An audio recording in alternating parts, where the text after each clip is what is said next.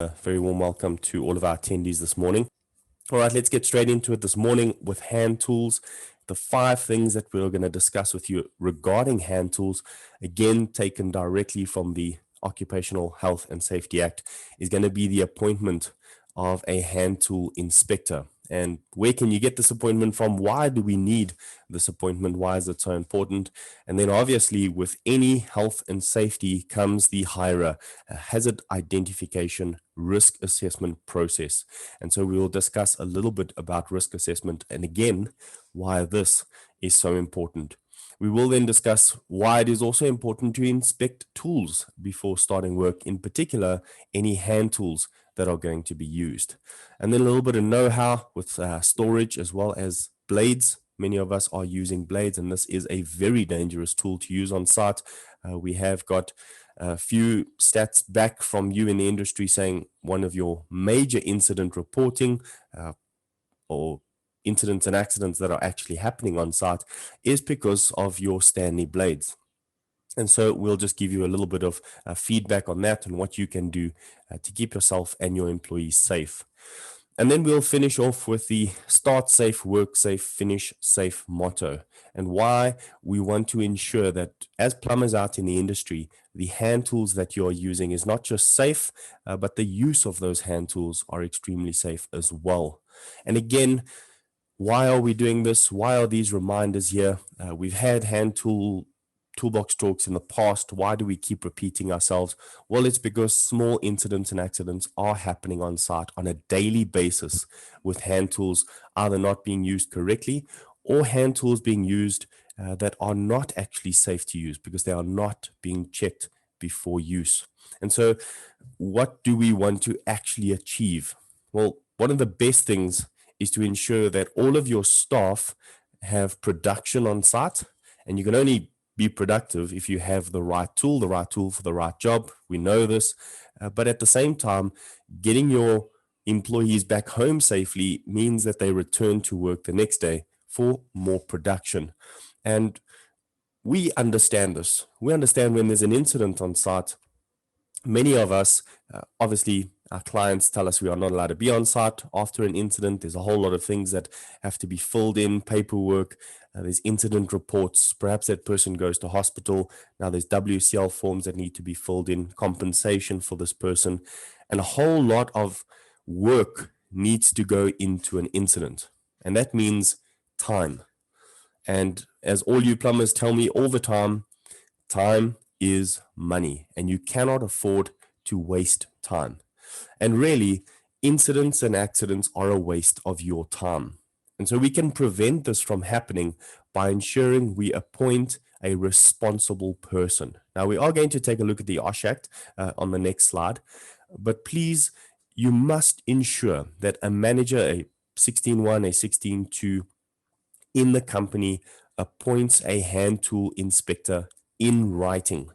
Now, it must be in writing so that you can outline the duties and responsibilities for this hand tool inspector, and then discuss this appointment with that person. The hand tool inspector will then inspect all hand tools by means of a proper hand tool inspection. This is a little step-by-step guide or a checklist where you can outline what needs to be checked on that specific hand tool. Now, you might be saying, well, all hand tools are different. Do we need to have a specific register and checklist for each hand tool? Well, not necessarily. If they are specialized hand tools, for instance, you see a plumber over there, he's got a specialized tool that he has designed or created. These are not homemade tools. These are engineered specialized tools, perhaps for a specific purpose. Then that would have its own register and checklist, perhaps for calibration reasons as well. But when we talk about general hand tools, your basic plumbing tools that you are using, all of them have handles. All of them have your usage point. Like a hammer would have the head of the hammer that is used. A Stanley knife will have the blade that is used. It has a handle and it has its usage point. And so you can have a general register and checklist that is designed to be able to see all of the parts of a hand tool in general. And then a separate register and checklist for specialized tools with the obvious calibration that is needed for those as well. Now, the hand tool inspector, you cannot appoint this person if they do not know how to use those tools. And so please ensure when appointing any person, and in particular, we are talking about a hand tool inspector today, they must be competent. In other words, this person must know and understand not just the risks and hazards that are associated with the work that is involved, but they also need to know how to use the tools. Because if they don't know how to use it, they won't know if it is being used incorrectly. They also won't know really what to check and inspect on these tools if it is supposed to be done safely. So please, the process of appointing a person in accordance with the OSH Act is vitally important as well. Now, registers and checklists are generally done daily, weekly, or monthly, dependent on the type of work and tools you are using. Now, you might ask, well, which one am I doing? Currently, I'm doing a monthly one. Why is there a need for a daily or weekly one? Well, the reason why we say this is we are getting to more and more sites where a lot of clients are taking safety to a higher standard. Now, the OSH Act gives you your minimum compliance. And again, we want to reiterate this. If you've got minimum compliance, that's okay. You are doing what the law requires of you. But our motivation should always be to improve on our safety quality. We want to have a higher standard of health and safety than just a minimum. And so many clients are requesting you that because hand tool incidents and accidents are on the rise and on the increase at many of their sites, they have changed their safety specification to require you to inspect your hand tools now no longer on a monthly basis, but perhaps on a daily or weekly basis. And that is their right. They are allowed to choose that. Do they just thumb suck this and say, well, let's decide today to do it daily and next week weekly? Well, not really. It's all based on the incident reporting.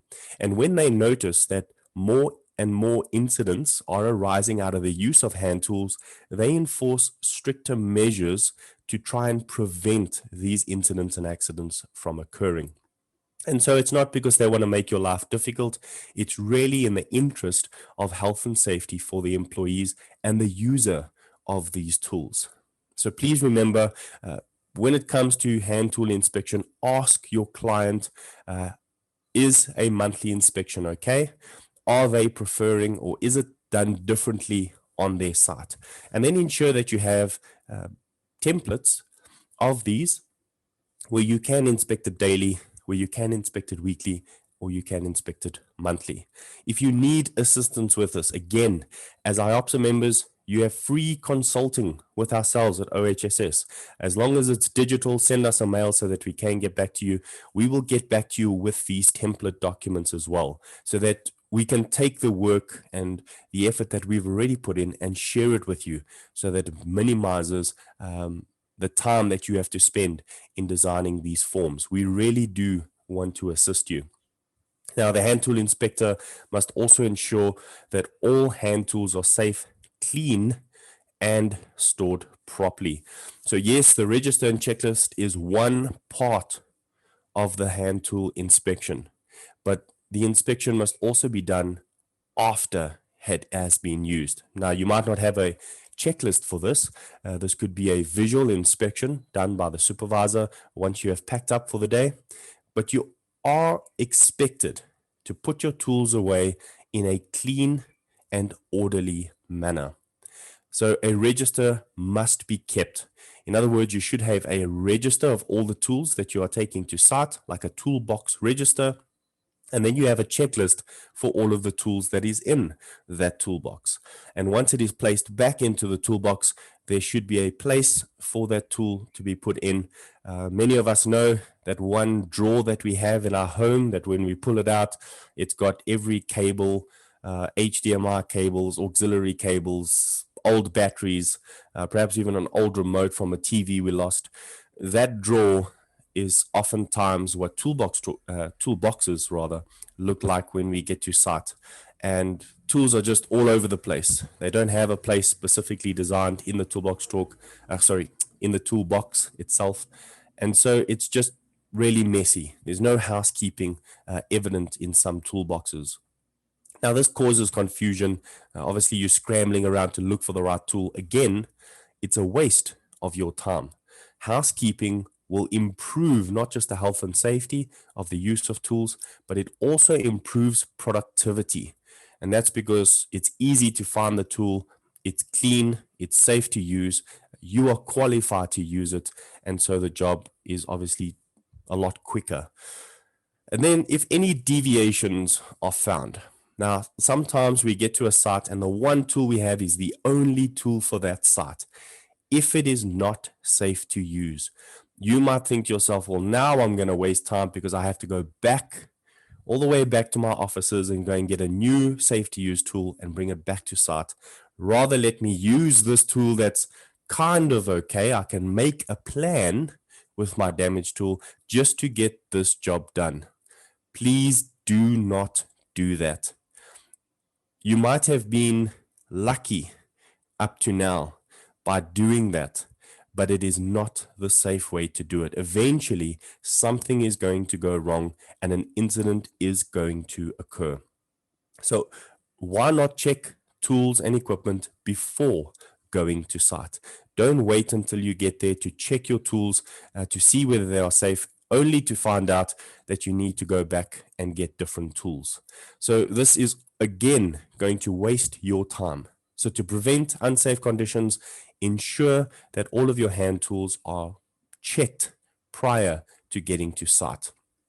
Now, we mentioned earlier that a appointed supervisor will come through the Occupational Health and Safety Act.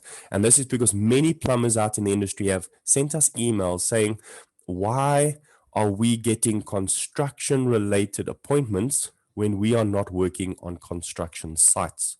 Well, let's just clarify how this works.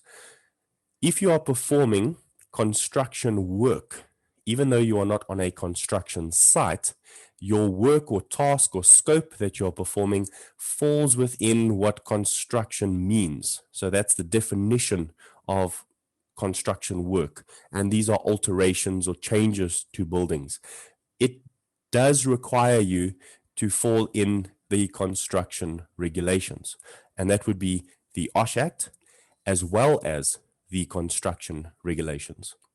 And so this is why many of your clients are requesting you to have a construction appointed supervisor. This would be an 8.1 or an 8.7 on site, dependent if you are the principal contractor or subcontractor. And if you want to know more about this, we are going to be having Toolbox talks on how appointments are actually designed. But when you go to a private home, in your company as your personal capacity, you are not performing construction work on that home, but you are using hand tools. Do you still need an appointment? Well, of course you do. Not for the private home, but internally with your own health and safety. The health and safety file that goes along with that plumber in his vehicle in order to keep your company's health and safety in order, not your client's health and safety. Remember, the OSH Act applies to you as a company, not to your client. And so if it is a private home, you still need to have a health and safety file with the correct appointments, registers, and checklists as an internal safety compliance system. And so this falls under the Occupational Health and Safety Act. 8.1, again, talking about the CEO or the employer of the company. It is your responsibility to provide and maintain a working environment that is safe and without risk. The second step you need to take as an employer is any steps that are reasonable and practical to eliminate or mitigate hazards. And this is where we get to the risk assessment side of it. And then there are two types of supervisor appointments. These are your 8-2E or 8-2I appointments. And this is where we get the appointment template, if we can put it that way, from the OSH Act. So much like your construction regulation, you have an 8.1, an 8.2, an 8.7, or an 8.8 for supervising or managing construction sites. We have an 8.2E or an A2i appointment for a supervisor internally or for private sites. Now, an A2e is the responsibility of the employer to provide information, instruction, training, and supervision that may be necessary. And this could be a general plumbing supervisor, general tasks that are performed. But then what is an A2i appointment? Well, this is an appointment of a supervisor where work is performed on plant or machinery. Now, plant and machinery obviously has some sort of technical information. So plant and machinery both have a technical element to it.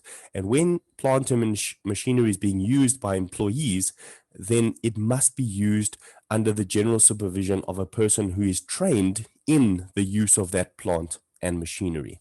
And so this is how you will be able to differentiate your appointments.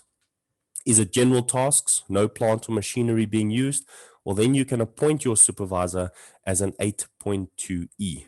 That person can then appoint someone else as a hand tool inspector. Then you have a supervisor for a site where you are using plant and machinery. Please ensure that this person is appointed as an 8.2i.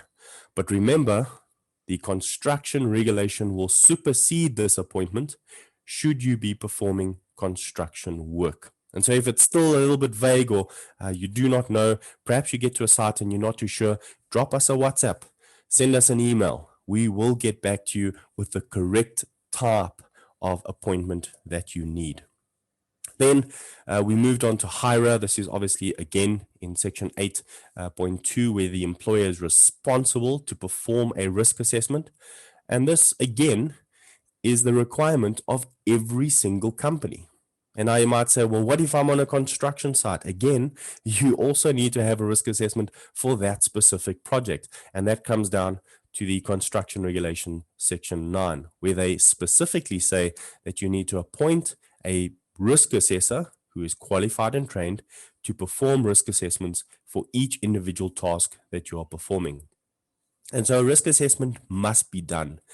And it's not just for the scope or task that you are performing, but it must also have the risks and hazards that are associated with the use of hand tools. Yes, it might be minor risks, so it's not as serious as using plant or machinery, but it is still important because it has an impact on those who actually use the tools. So it is vital that you provide information to ensure any person working with hand tools are made aware of the hazards and risks that are associated with the use of those tools. And then include the information of your risk assessment into the inductions, into Toolbox talks. So take out from the risk assessment the information and design it into your own Toolbox talk. We've got templates where we've designed this already. If you want them, they are free of charge. Please just reach out to us. We will issue you these templates as well. And these templates allow you then to alter the information in there to design your own Toolbox talks. And then you can also make all of this part of your continuous risk assessment program. And this is like taking task or issue-based hand tool risk assessments and putting them into a daily safe task instruction or a DSTI that many are using on sites.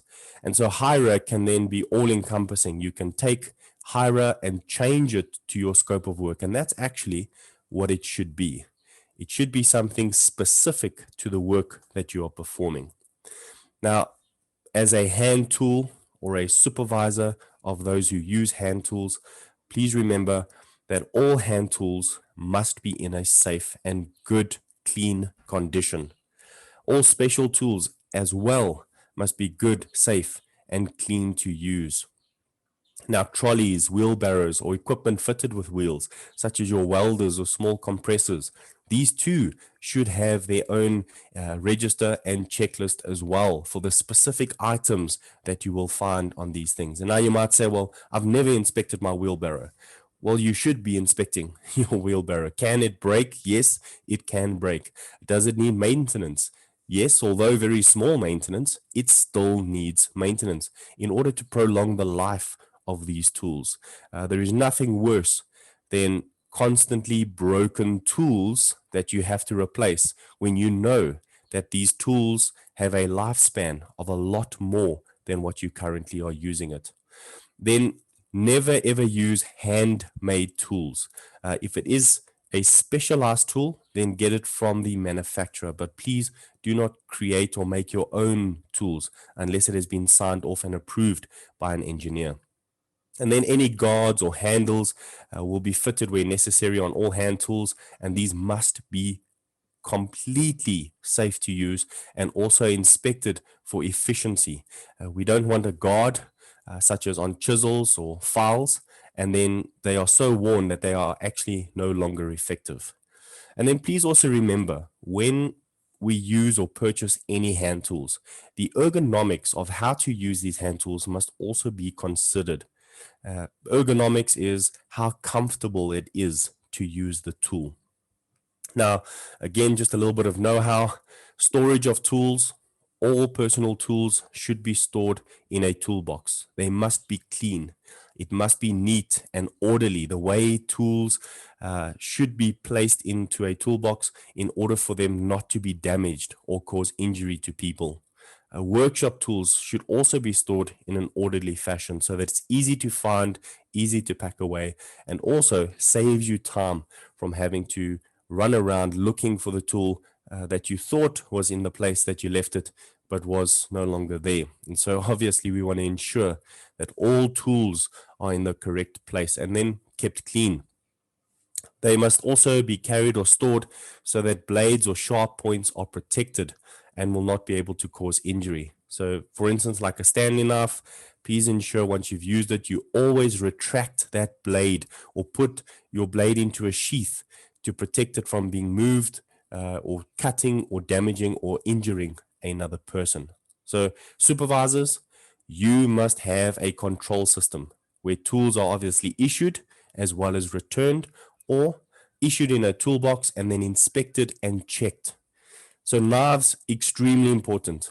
Keep knives in a sheath or retracted at all times. When cutting, use even pressure and always cut away from your body. Please do not cut toward your body, and then ensure that you are wearing the correct PPE for that type of tool, especially when it comes to knives and sharp objects.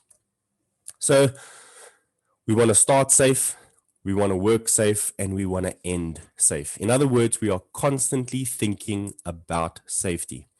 And because they are hand tools, a lot of incidents and accidents are occurring with our hands.